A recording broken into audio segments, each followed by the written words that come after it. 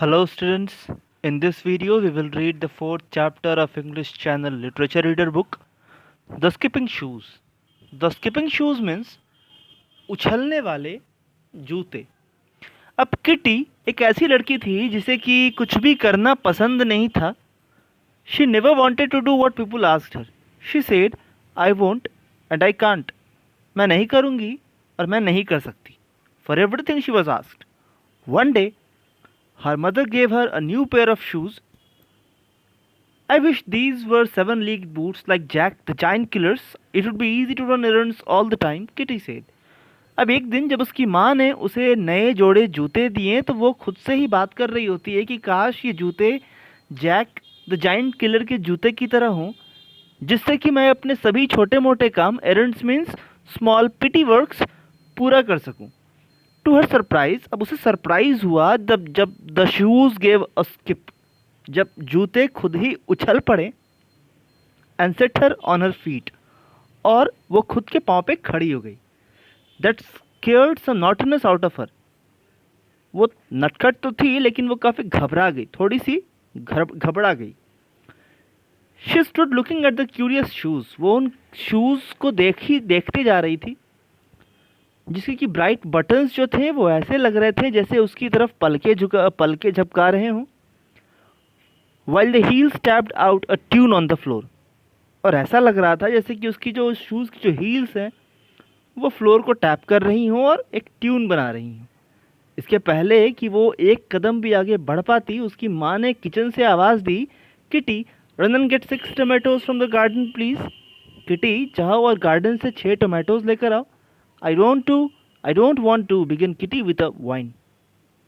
Kitty मना करते हुए कहती है that I don't want to, मैं नहीं जाना चाहती। But the words were hardly out of her mouth, अभी तक उसके मुंह से शब्द निकले भी नहीं थे। When the shoes wheeled her downstairs through the hall and landed her at the tomato bed, अभी उसके मुंह से बात पूरा कंप्लीट हुआ भी नहीं था कि शूज उसे लेकर चले गए टोमेटो बेड पे, टोमेटो के झाड़ियों में। Kitty was breathless by the time she came back to the kitchen, जब तक किटी वापस आती वो बिल्कुल ब्रीथलेस, वो बिल्कुल थक चुकी थी, उसकी सांसें रुक ही नहीं रही थी। Thanks Kitty dear, mother said you will have time to go to the post office before school and get your father's letter. उसकी माँ कहती है कि थैंक यू किटी, लेकिन तुम्हें अभी पोस्ट ऑफिस जाना होगा स्कूल जाने के पहले, और अपने फादर के लेटर्स को भी लाना पड़ेगा। आई कांट बिगैन किटी, और किटी जिसको की आदत थी है कहने की I won't and I can't, तो वो कहती है I can't, but her shoes could, वो नहीं कर सकती थी लेकिन उसके शूज़ ये कर सकते थे। Away went the shoes and kitty out of the house and down the street so fast that the made could not catch up with her, इतनी तेज़ी से शूज़ और किटी घर से बाहर गए और स्ट्रीट पे चले गए कि मेड तो उसे पकड़ भी नहीं पाई। I can't stop right Kitty, Kitty कहती है कि मैं खुद को रोक ही नहीं पा रही। The shoes did not let her stop until she was at the post office, shoes उसे रुकने ही नहीं दे रहे थे जब तक कि वो पोस्ट ऑफिस ना पहुंच गई हो। व्हाट्स द हरी टुडे, आज इतनी हड़बड़ी क्यों है? Asked the man as he saw all her rosy and breathless, इंसान उसे जो देखता है कि वो बिल्कुल घबराहट में है, बिल्कुल रुक नहीं रही है, पूछता है कि आज इतनी हड़बड़ी क्या है?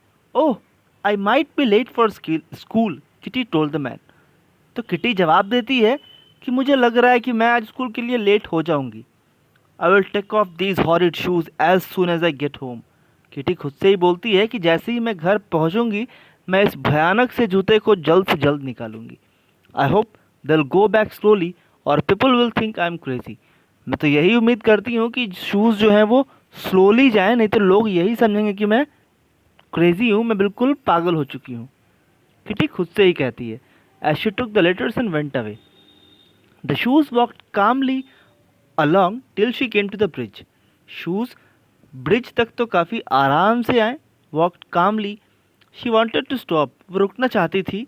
And watch some boys in a boat, forgetting school and her father's letter, वो चाह रही थी कि वो अपने फादर के लेटर और स्कूल को भूलकर आज कुछ लड़कों को बोट में देखे। वो चाहती थी कि उन लड़कों को देखे जो बोट में हैं और जो रिवर में स्विमिंग कर रहे हैं। But the shoes wouldn't stop, लेकिन जूते तो रुकने का नाम ही नहीं ले रहे थे। She held on to the railing as hard as she could to stop the shoes from making her move.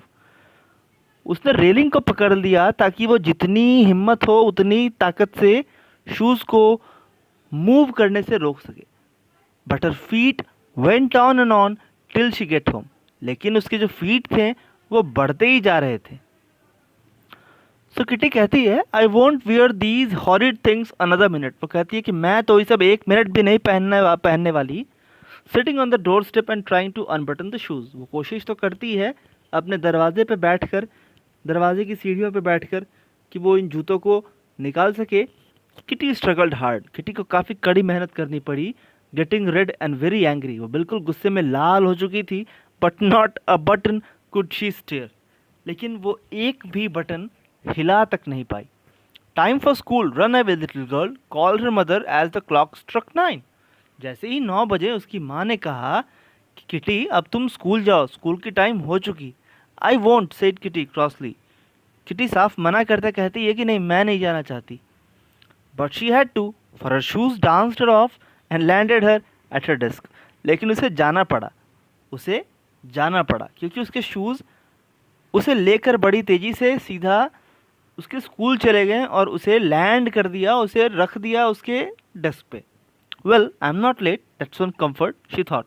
वो खुद सोचती है कि चलो एक तो अच्छी बात है कि मैं लेट नहीं हुई हूँ। Wishing she could have come leisurely. वो ये सोच रही है कि वो थोड़ी आराम से भी आ सकती थी। She wanted to stare at the ducks in the pond and the puppies on the lawn. अब क्योंकि किटी जो है वो काफ़ी ऐसी लड़की है जो कि स्कूल नहीं जाना चाहती बल्कि आसपास की चीज़ों में इंटरेस्ट रखती है, तो वो चाह रही है कि डक्स को देखे या पपीज़ को देखे। तो स्कूल जाने के बजाय वो नेचुरल चीज़ों को देखना पसंद करती है। Her legs were so tired with long skips that she was glad to sit still. अब उसके जो पाँव थे वो इतनी लंबी लंबी छलांग लगाने के कारण बिल्कुल थक चुके थे और वो काफ़ी खुश थी कि उसे बैठने का कुछ वक्त मिला है। This pleased the teacher. इससे टीचर भी खुश हुए, for Kitty was a very fidgety girl. तो किटी की जो टीचर थी वो काफ़ी खुश हुई, क्योंकि किटी हमेशा ही मोशनलेस, रेस्टलेस, किटी हमेशा ही एक रेस्टलेस गर्ल रही थी। वो हमेशा इधर उधर करती रहती। At recess she got into trouble again. अभी रिसेस के वक्त वो फिर से एक परेशानी में पड़ जाती है। One of the children knocked down the house of corn cabs she had built which made her angry. बच्चों में से किसी एक ने उसके कॉर्न कॉब्स के हाउस को तोड़ डाला था जो कि उसने बनाया था। इससे वो काफ़ी गुस्सा हो गई और वो कहती है now I will kick yours down and see how you like it Dorothy. और वो कहती है कि डोरोथी अब देखो कि मैं तुम्हारे घर को तोड़ूंगी और देखती हूँ तुम्हें कैसा लगता है। So there we see that a boy is named Dorothy who has kicked down, who has knocked down her corn cobs house. Up went her foot. जैसे ही उसके पाँव ऊपर गए but it didn't come down. उसके पाँव नीचे ही नहीं आए। किटी के पाँव जब ऊपर गए तो नीचे ही नहीं आए। Her foot stayed in the air and she stood there looking as if she was about to dance. वो उसके पाँव हवा में ही रुक गए और वो ऐसे खड़ी थी जैसे वो डांस करने वाली हो।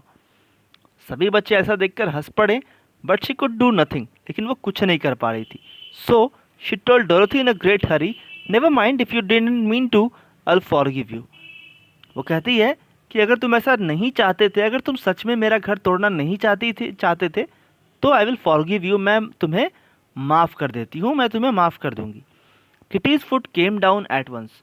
और जैसे ही उसने उसे माफ़ किया तो किटी के फुट वापस नीचे आ गए। Means we get to see that the shoes were not the one who could be harmful for others.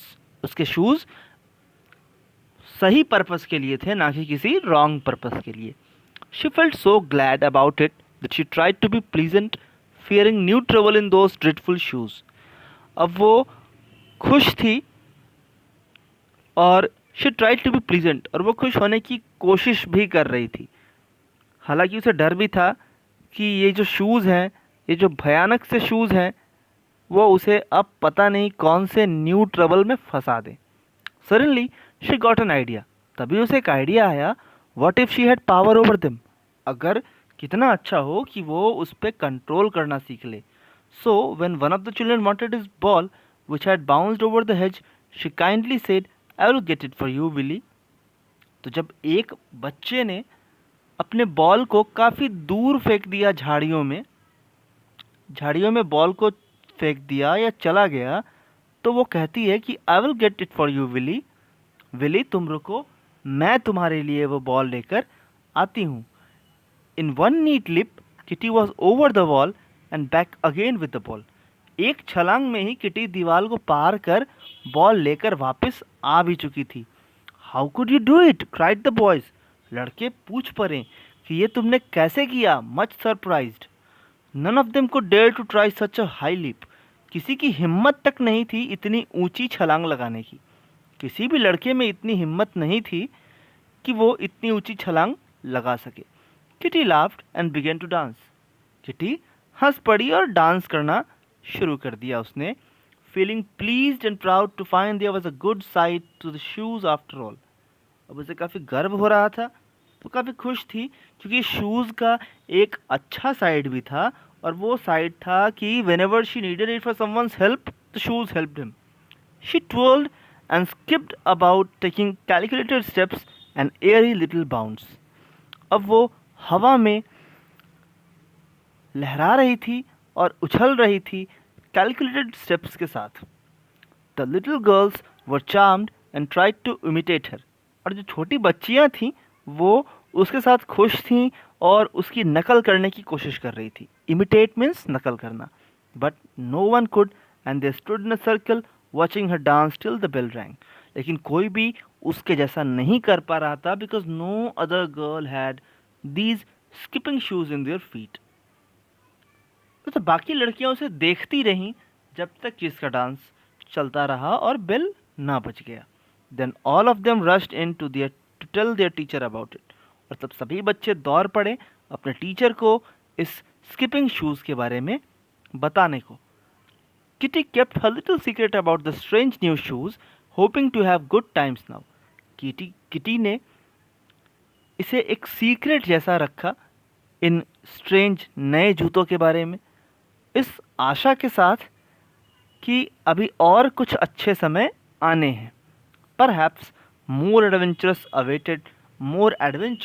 Awaited kitty.